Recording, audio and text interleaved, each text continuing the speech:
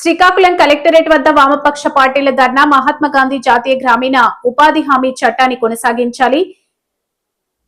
cvb.g.ram.g పేరును రద్దు చేయాలి. రాష్ట్రాలపై వేసిన భారాన్ని తగ్గించి మొత్తం నిధులు కేంద్రమే భరించాలి. కేంద్ర ప్రభుత్వం ఎన్డీఏ గవర్నమెంట్ మహాత్మా గాంధీ గ్రామీణ ఉపాధి హామీ చట్టాన్ని నిర్వీర్యం చేసి ఉపాధి యొక్క గ్రామీణ ప్రాంతం యొక్క కూలీల యొక్క హక్కు అయినటువంటి ఉపాధి హామీ చట్టాన్ని నిర్వీర్యం చేశారు. మొన్న జరిగినటువంటి పార్లమెంటు సమావేశంలో నూతన చట్టాన్ని తీసుకొచ్చారు. జీరామ్జీ చట్టాన్ని తీసుకొచ్చి మహాత్మా గాంధీ గ్రామీణ ఉపాధి హామీ చట్టాన్ని రద్దు చేయడం జరిగింది. ఈవేళ పేరు మార్చిందే అని అనుకుంటారు చాలామంది. గాంధీ పేరు మార్చి రాముడి పేరు లేదనుకుంటున్నారు.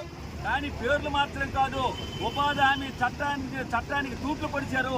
ఈవేళ ఉపాధి హామీ చట్టంలో ఉన్నటువంటి నిధులు 100% నిధులు ప్రభుత్వం భరించవలసింది పోయి ఈవేళ 40% నిధులు రాష్ట్రాలకు భరించమని చెబుతుంది. 60% నిధులు కేంద్రం భరిస్తామని చెబుతుంది. ఇది అన్యాయం. రాష్ట్రాలు ఆర్థిక పరిస్థితి బాగులేదు, రాష్ట్రాలు భరించే శక్తి లేదు. కాబట్టి ఈవేళ రాష్ట్రం భరించలేక, కేంద్రం భరించలేక కూలీలకు పనులు లేకుండా చేసే పరిస్థితి ఈవేళ దోపిస్తున్న పరిస్థితి ఉంది. కాబట్టి ఉపాధి హామీ చట్టాన్ని పేర్లు మాత్రం కాదు, 2.5 లక్షల కోట్ల రూపాయలు బడ్జెట్ కేటాయించి 200 రోజులు పని కల్పించి 600 రూపాయల వేతనం ఇచ్చి ఉపాధి హామీ చట్టాన్ని కాపాడాలి. అంతేగాని ఈవేళ ఉపాధి హామీ చట్టాన్ని మార్చడం అన్యాయం. అయితే బీజేపీ యొక్క కుట్రేటంటే గాంధీని చంపినటువంటి గాడ్సే వారసులైనటువంటి బీజేపీ వాళ్ళు మహాత్మా గాంధీని మరోసారి పేరు మార్చి హత్య చేశారు.